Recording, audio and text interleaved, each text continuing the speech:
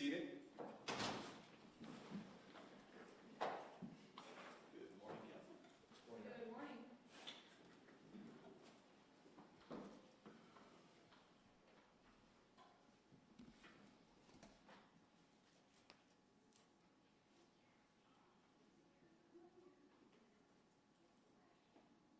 Good morning.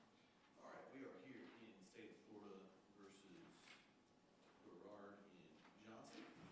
State appearances again. Yes, Your Honor. William Goff for the state. Hey, good morning, Your Honor. Attorney Nicole Jameson on behalf of Mr. Garard, who is present before the court in custody this morning at council table. Good morning, Your Honor. Peter Benudi on behalf of Mr. Johnson, President.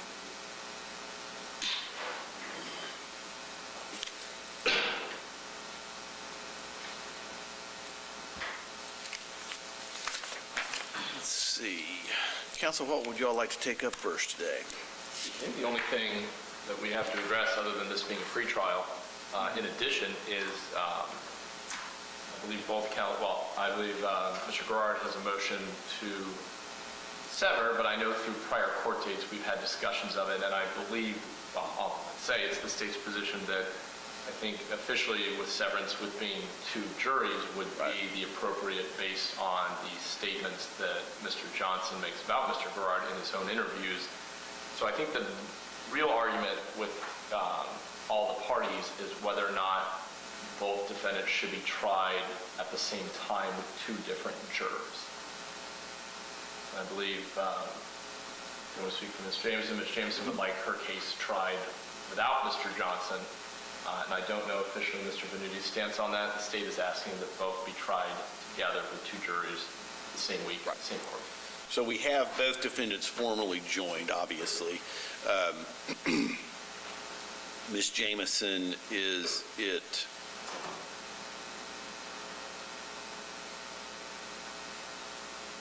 your client's preference to have two completely separate trials? Yes, sir, that is our request, and we're citing the 3.15 to be basically dealing with severance of defendants. I think we're all in agreement, as Mr. Brown just stated, that no matter how they are scheduled, it will be separate juries. However, in citing the 3.152 on motion of the state or a defendant, the court shall order a severance of defendants and separate trials. And that's B1, and then reading under that, paren A, before trial on a showing that the order is necessary to protect a defendant's right to a speedy trial or is appropriate to promote a fair determination of the guilt or innocence of one or more defendants. So that is really the provision under which we are requesting that these two trials occur at entirely separate times before separate juries. So tell me about, well, let me ask this first. Mr. Benudi, what is your client's position? Judge, I believe that separate juries in a joint trial would be best compromised. Okay. That's our position. I know Mr. Browse made a statement about if the trials were to be separate, Mr. Johnson would be tried first. Is that correct, Mr. DeGraw? Yes, Your Honor, that would be the state's preference.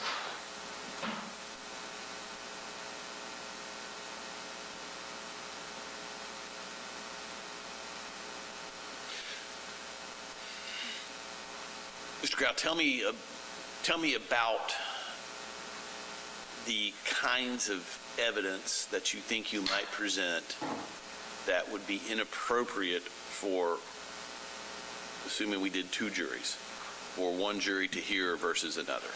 Yes, Your Honor. It's the state's argument, unless something has slipped my mind, there's a lot of evidence that witnesses in this case. I believe the only thing that would be a brutal issue in this case would be statements by Marcel Johnson to the homicide detectives when he is interviewed. He makes statements, originally his first two stories involved being carjacked by two different people, that they must have done it. The third statement ultimately admits to him being in the car and Mr. Garard being the passenger who ends up doing the shoot.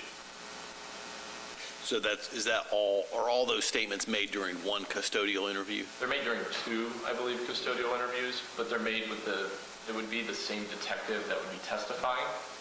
So it's Right. the state's opinion, and that it could easily be done, that detective could be called.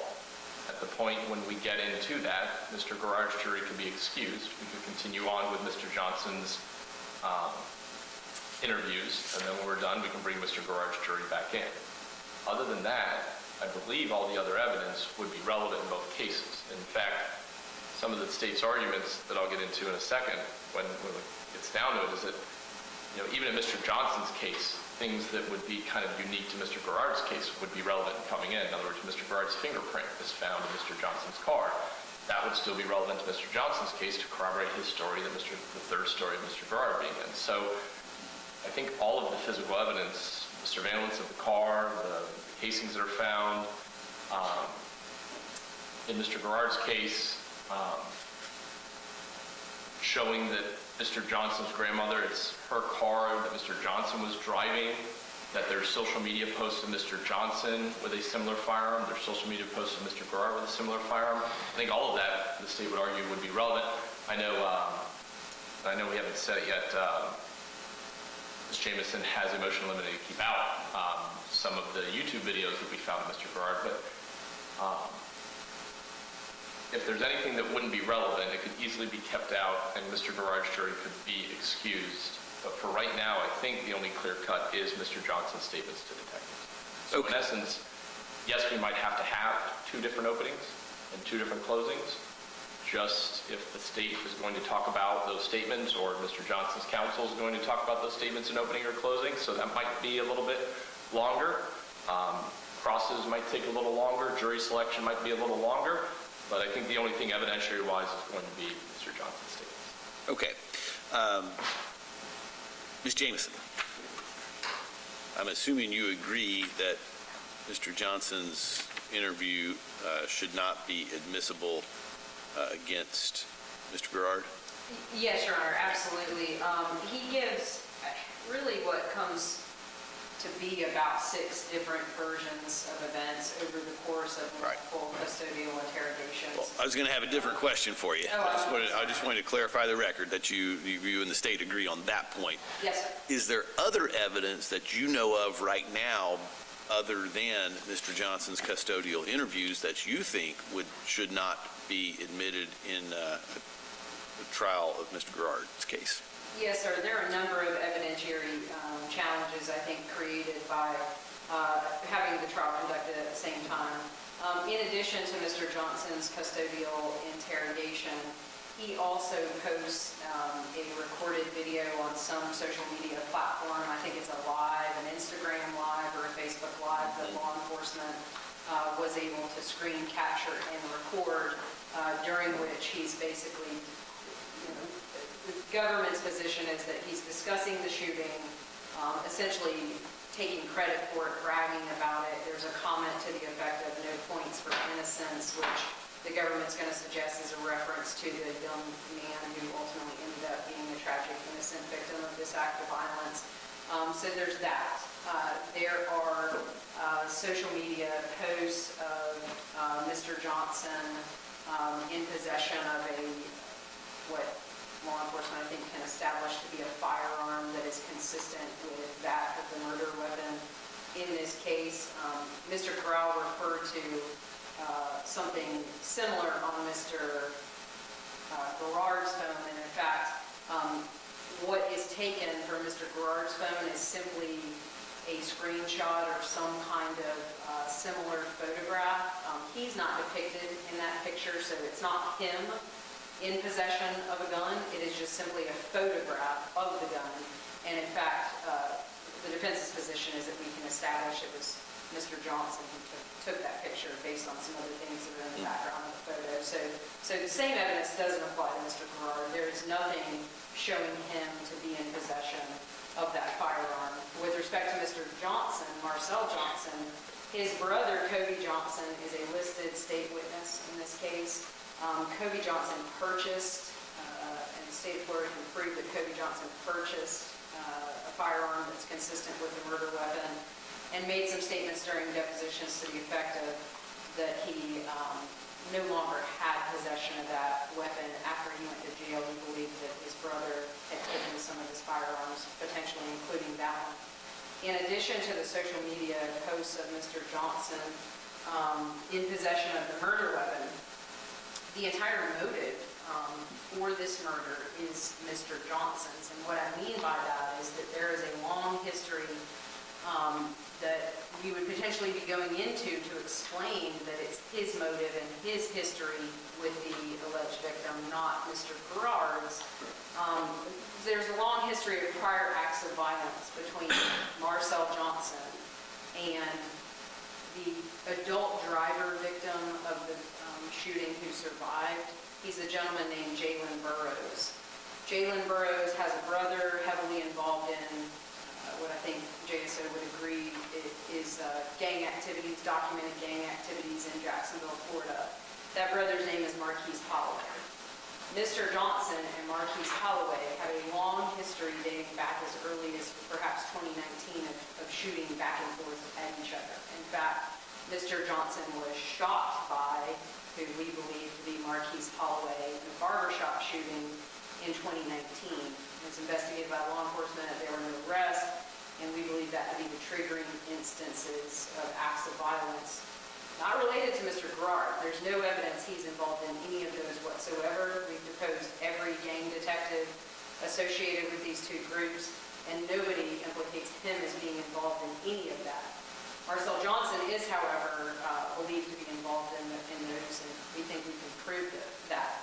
Further, with respect to motive, just months prior to this shooting, Kobe Johnson, listed state of Florida witness, brother of Marcel, gets jumped and beat up at a football game by Marquise Holloway, who was the driver victim's brother. And so, again, motive, all Mr. Johnson's having nothing to do with Mr. Garard in this case. It's our fear that, based on his mere association and sense of his presence in the courtroom with Marcel during this trial, a jury is going to somehow impose all of that evidence of his guilt, of Marcel Johnson's guilt, upon Mr. Garard, and certainly that's our concern because that would be inappropriate since that evidence does not apply to Mr. Garard. So I think there are more evidentiary challenges than just these statements. And again, it's not just one statement. It's multiple different versions. And so our fear is that logistically there's a very real risk of Mr. Garard's jury somehow being contaminated. I mean, from opening to closing to cross-examination contents forward, the state certainly couldn't give one opening if they had any intention of talking about these statements or this evidence of guilt against Mr. Garard. It would have to be effectively two separate, almost everything anyways. And so to protect Mr. Garard's due process rights, we certainly think the most appropriate sort of safety measure would be to conduct these trials at separate times. Okay. Mr. Venuti. All right, so it seems like everybody's in agreement that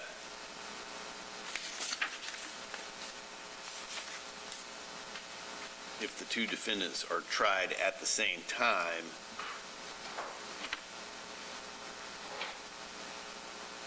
you would need two separate juries for at least Mr. Johnson's custodial interviews. Now, Ms. Jameson has outlined a different, or I should say an additional set of pieces of evidence that presumably you would be seeking to have excluded from your client's jury. Are there other pieces of evidence, Mr. Venuti, that you know of that Mr. Johnson's jury should not hear, but Mr. Garard's jury would be hearing? Do you understand the question? Yes, Your Honor, but All right. no other piece of Okay. evidence this time I'm aware of. And when I say when I'm referring to the defendant's separate juries, I don't mean to imply that I've made that decision yet. I'm just trying to get a handle on what we might be dealing with Right now, they're joined. There would be one jury hearing all the evidence unless I grant relief sought by the defendants.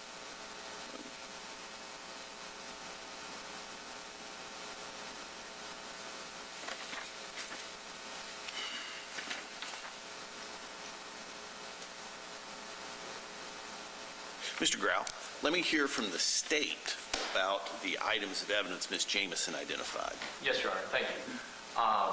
The state would argue that all of those, so other than the statements, the additional ones Ms. Jamison mentioned, the state would argue all of those would be relevant in Mr. Garard's trial, even if we did it separately.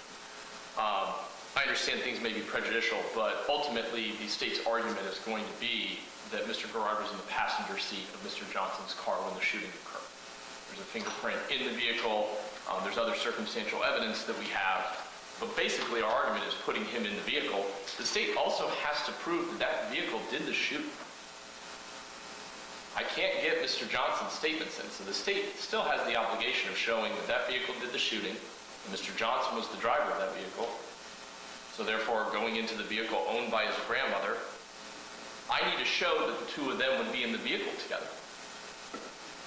So Mr. Johnson posting on social media about talking about the shooting would be relevant in Mr. Garard's trial to show that Mr. Johnson's car, or his grandmother's car, by Mr. Johnson was used in the shooting.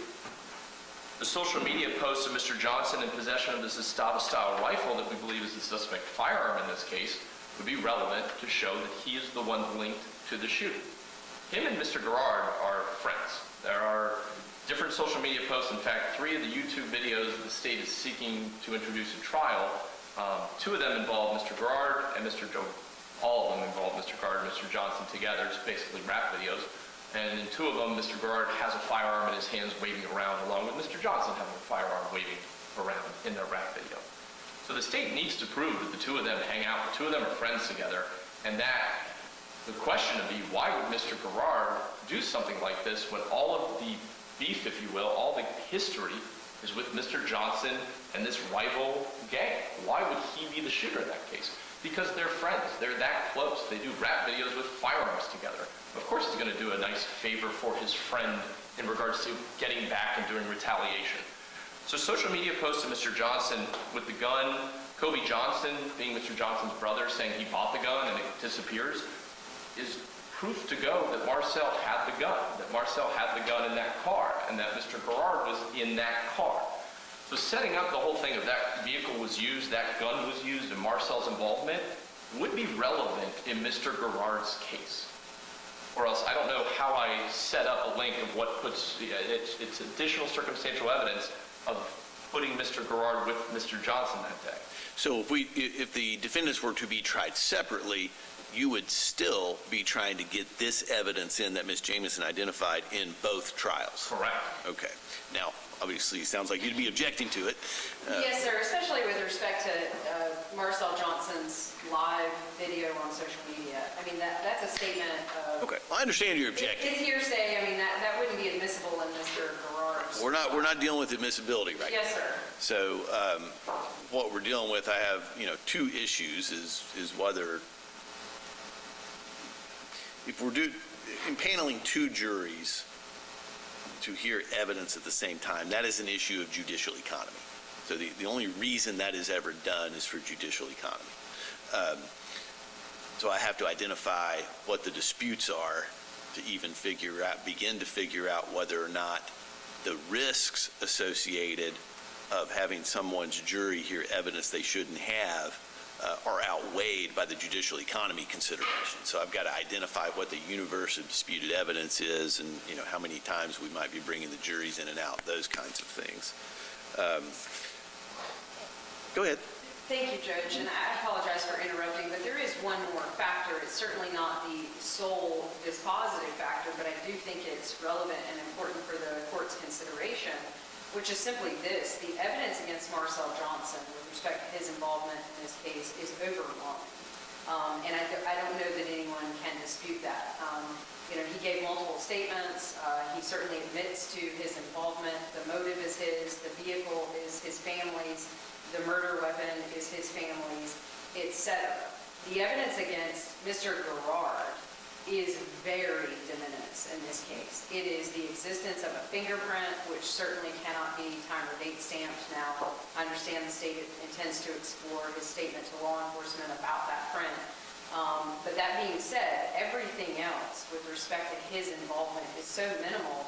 We obviously have a very real concern that overwhelming evidence of guilt with respect to Marcel Johnson is somehow going to be imputed Sure. to him and impact the fairness of this process. Yeah, the decision tree looks like this. They're joined right now. Yes, sir. You have filed a motion to sever, so you have to establish the criteria for severance, which you're making an argument for. If I grant severance, then the next issue is, do we conduct the trials at the same time? They're if you have two juries, you have two separate trials. Yes. They're just happening at the same time. In certain juries hear one set of evidence, and certain juries hear the other set of evidence. That's a judicial economy issue. The severance issue is, that's a I hesitate to say substantive due process. It's due process concerns, Yes. fairness concerns. Yes, Mr. Grau. I think both parties are agreeing at this point on the severance. I think the state's intention of joining it was to try them together with two juries. Okay. I think our main argument here is the two juries Okay. at the same time versus two juries at two separate weeks. So you're not disputing that severance is appropriate here? That's correct, Your Honor. I agree that Okay. Mr. Johnson's statements makes it a brutal issue where we would need two juries. Okay, got it. Your Honor, if I could make Go ahead, Mr. Grau. it's just, and I know I'll try and stay away from admissibility because I know we're not kind of hashing that out. Oh, it's going to be related, so go ahead. It's just, I don't see how the state does a trial if we were to do on separate, like, let's say we were to do 2 separate weeks, so I'm doing Mr. Garard separately, that I'm not to talk anything about Marcel Johnson. That I'm just supposed to put Mr. Garard in the car and not talk about any discovery of who the driver was, how the detectives figured out that the driver was him based on his social media post. It's not necessarily hearsay. What links them to then go to find the car, which then matches the surveillance, which is registered to his grandmother. I just don't see a trial where the detectives don't, it's the detective work of locking down or finding Mr. Johnson's involvement that then leads them to discover that it's them, that then leads them to Mr. Garard. So I understand Mr. Johnson does a social media post about the homicide. That doesn't implicate Mr. Garard. He doesn't say me and Mr. Garard did it. He talks about it himself. And then he has social media posts of him having the gun. That doesn't implicate the gun in Mr. Garard's hands. And his brother purchasing the gun doesn't mean that Mr. Garard then took it and shot it. These are all things just to set up Mr. Johnson's involvement of it. And so I don't see how, even if if you have an armed robbery case and the case is really good against one co-defendant but not really good against the other, to say that one's a slam dunk on one is going to prejudice the other. I think the jury is very clear instructed that, if they're sitting there going, well, that guy's really guilty, we don't know about that guy, but this guy is such a large amount of evidence that we're now going to say the co-defendant must have been guilty as well with them. So I just don't see how the evidence other than Mr. Johnson's statements to detectives doesn't come into Mr. Garard's case. Even if the court were to rule that it stays out. We have a social media post that was found by one detective. That could easily be a jury excusal. And one single social media post. And one part of Kobe Johnson's testimony of buying the firearm. And then there is one detective who can potentially talk about motive in regards to Mr. Johnson. So in essence, that would be 4 witnesses at certain parts where that jury could just quickly be excused, 5-10 minutes talking about that, then they're back in. But when it comes down to it for judicial economy, I think the state's argument is we have 4 victims in this case, 3 are juveniles, and one of the juveniles had suffered gunshot wounds and is going to have to testify to that. And so the state would like to keep them having to testify once and not twice. I understand that. How old are those juveniles?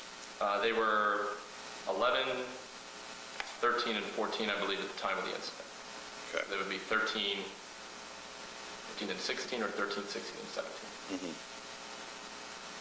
And then you have the adult who was shot multiple times and in the hospital for a decent period of time having to go through that. And I understand that their issue of going through trial doesn't outweigh any prejudices towards the defendant. Sure. But There these are- are exactly the concerns I have to wrestle with. There are some witnesses that may now not want to be here. Mr. Johnson's brother is one of those. Mr. Johnson's 70-year-old grandmother who lives in Pensacola is another one of them. So in addition to that, they have an additional friend, Emmanuel Pringle, who definitely doesn't want to be here. I think it was very evident in his deposition.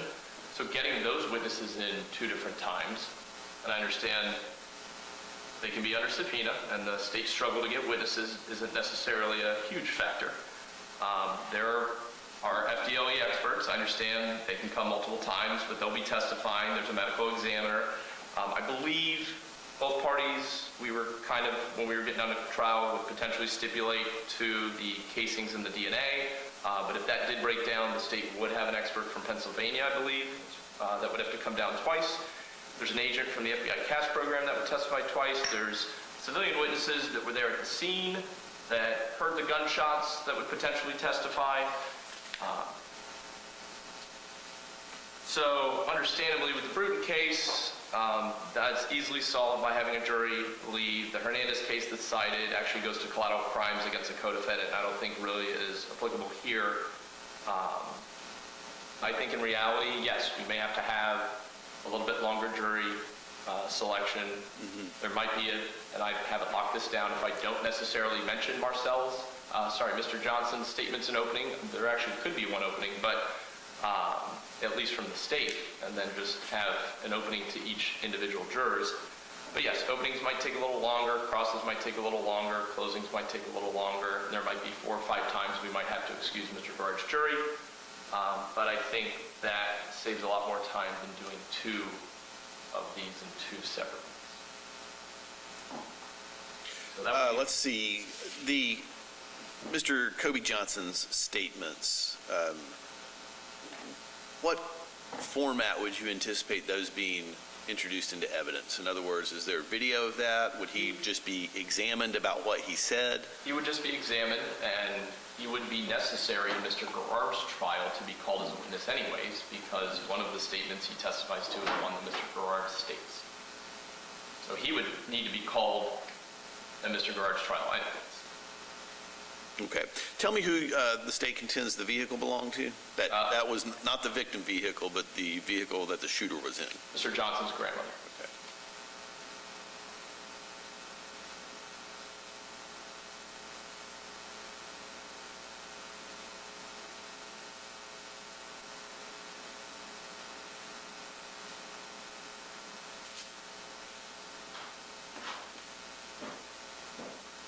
This question, if you feel that this requires you to reveal too much trial strategy, feel free to decline to answer.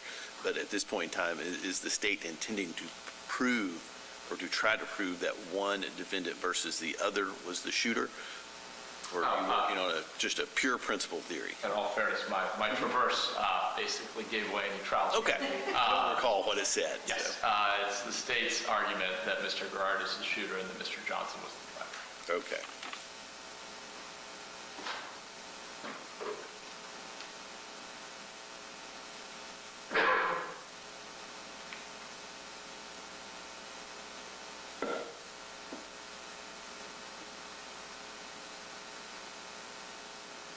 May I respond briefly with respect to witness issues, just as a follow-up Sure. to something stated by Mr. Garard? Certainly, we are sensitive to concerns related to folks like victims having to come and testify to us. Tragedy, any way you slice it in terms of what these folks endured. That being said, this is not the kind of case where the state is dealing with individuals who are unlocatable, uncooperative, and have expressed, reservation and participation or appeared. All of them appeared for depositions. In fact, I think we both, Mr. Brown and myself, conferred after one of the young juvenile victims testified that he was basically one of the best most articulate witnesses we've ever encountered. So, they certainly came to depositions, they talked without difficulty, as much as anybody could ever expect from somebody who had to experience something like this. But they did, they conversed without difficulty about what happened. So they're locatable, they're certainly accessible to the state of Florida, and we've had an opportunity to talk to all of them, so I don't anticipate the state is going to encounter difficulties in procuring their appearance or that they've ever expressed any kind of reservation or hesitation from being involved. So certainly we could structure the trials back to back where they're not hugely inconvenienced over a lengthy period of time, but that in a fashion where Mr. Garard's rights are protected. Okay.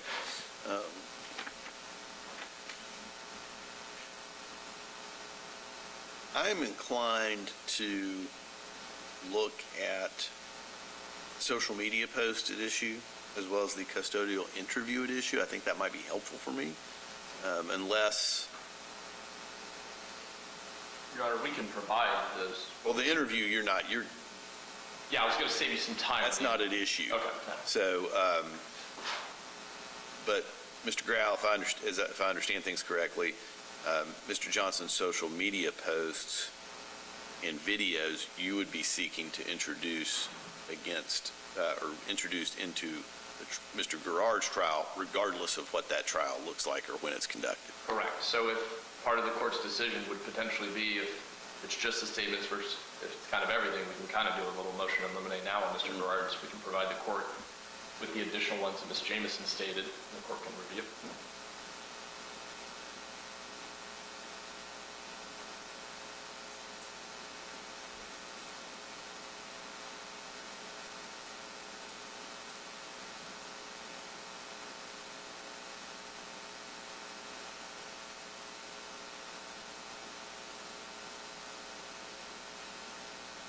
Ms. Jamison, any objection to me looking at those materials in connection with resolving this issue? No, Your Honor. In fact, I think it's an important analysis. I mean, I understand Mr. Grau's position is that we have to give a backstory and explain how law enforcement gets to Mr. Garard.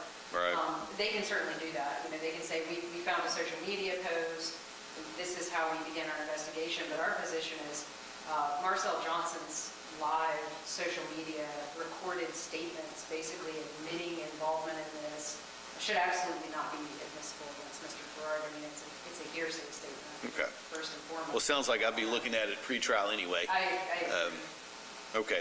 Well, let's see. I was going to take the matter under advisement anyway. If you could get me a copy of those materials. Can I just so both parties are confirmed, it's Mr. Johnson talking about the point of the innocent gets no points. Right. And then the photo of the Sestava rifle. I want to make sure I'm... I think it's a photo or maybe a video clip of him with him being Marcel Johnson with his Sestava style rifle. Correct. So those two videos and maybe a still shot, which is probably one of the two videos. Is there anything else? I don't think so. Should I produce the 3 YouTube videos? I think out of an abundance of caution, probably the YouTube videos as well, because we also have a pending motion in limine to keep those out, so you might as well Be looking at all that in. familiarize yourself with them. And those arguments pertaining to those YouTube videos may become relevant for this purpose as well. Okay. So those 5 videos, Yes. I'll get to the court. All right.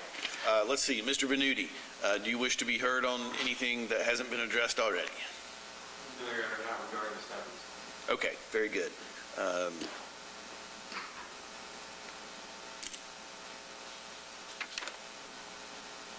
Well, we have trial set already. If they do proceed completely separately, well, let me ask the question a different way. Does anybody anticipate any difficulties meeting our currently set trial date as things stand right now? No, Your Honor. Okay. No, sir. No, Judge.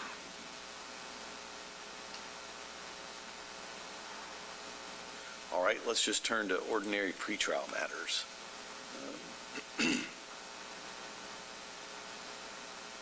Any depositions, anything of that nature scheduled currently?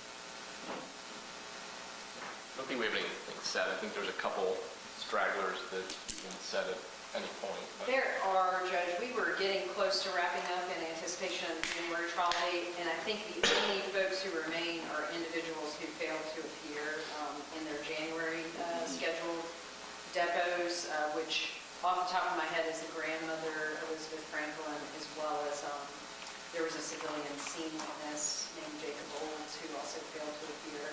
Just a couple of minor ones, Okay. and I appreciate that reminder. We need to get back on track with getting those finalized, but otherwise, no. Are there any experts that remain to be deposed? Potentially, we do have two confidential defense experts who have not yet been disclosed. We did coordinate trial dates amongst them. I've discussed the experts with Mr. Brown, but just haven't formally listed them, and they are Sure. working to conclude their work. From the state's perspective, and I don't want to speak for Mr. Brown, but I think there was still FDLE analysis related to the casings that was outstanding. We submitted in December. So I'm not sure where that stands. I'll check on that, Your Honor. I thought, Okay. And then we've also spoken over the last couple of days about the court's order unsealing grand jury testimony. Mr. Grau is working with his office to get that to us because we don't have that transcript yet. Okay. I'm glad you brought that up, Ms. Jamison. Mr. Venuti, I think you had filed a parallel motion. Yes, Your Honor. And the submission of proposed orders through ICMS is kind of new to everybody. I rejected I don't even know how this works from your end, Mr. Venuti, what it looks like. Did you get the message with the rejection of the order? Yes, Your All Honor. right, that message, I don't know did you talk to Mr. Growell about it? Not yet, Your Honor. All right, so I'd rejected Mr. Venuti's proposed order asking the state to file a formal response as you did in connection with Mr. Johnson. sorry, Your Honor, I thought I filed that, but Now, it's,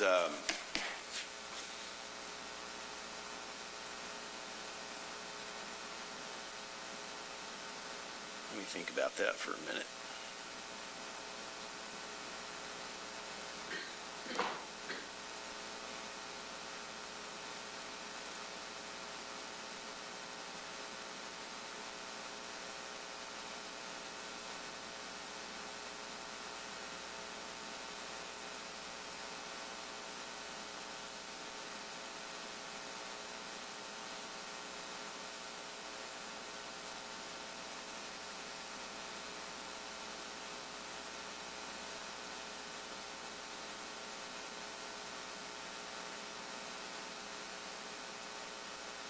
Just looking at the docket here.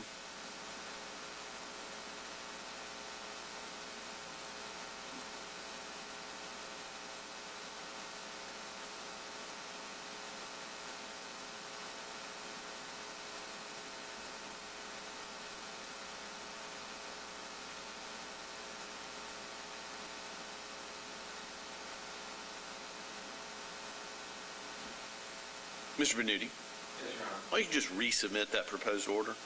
Yes, Judge. That would, it actually, as things stand right now, would apply to both defendants. Yes, Your Honor. And Mr. Grau, your response is on the docket. okay. I thought I'd already entered an order in response to an earlier motion, but I hadn't. So. In Grove? Well, it should be the same. Yes, sir. It's funny, Your Honor, my response, it's weird with them being joined. I thought I filed it. Is it not showing up in both dockets? It's showing up in Mr. Johnson's, it's not showing up in Mr. Garard's. Oh, it should be showing up in both. I see it as 267 in Mr. Johnson's. I was unable to find it, but let me go back to that. Okay, well, we'll get it straightened out. Resubmit the order, Mr. Venuti. Yes, Your Honor.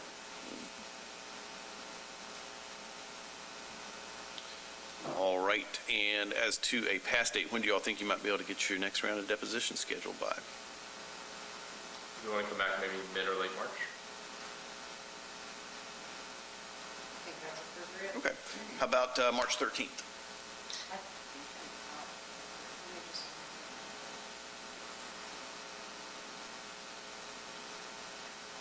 Oh, no, sir, that works for Mr. Garard's. Okay, That works for the state. how about you, Mr. Venuti, March 13th? Yes, Your Honor, that works. Okay, I don't know anything about the health or age of the grandmothers. Does anybody anticipate a need to perpetuate that testimony? Not at this time, Your Honor. Okay. While June seems like a long way away, it'll be here before we know it, so.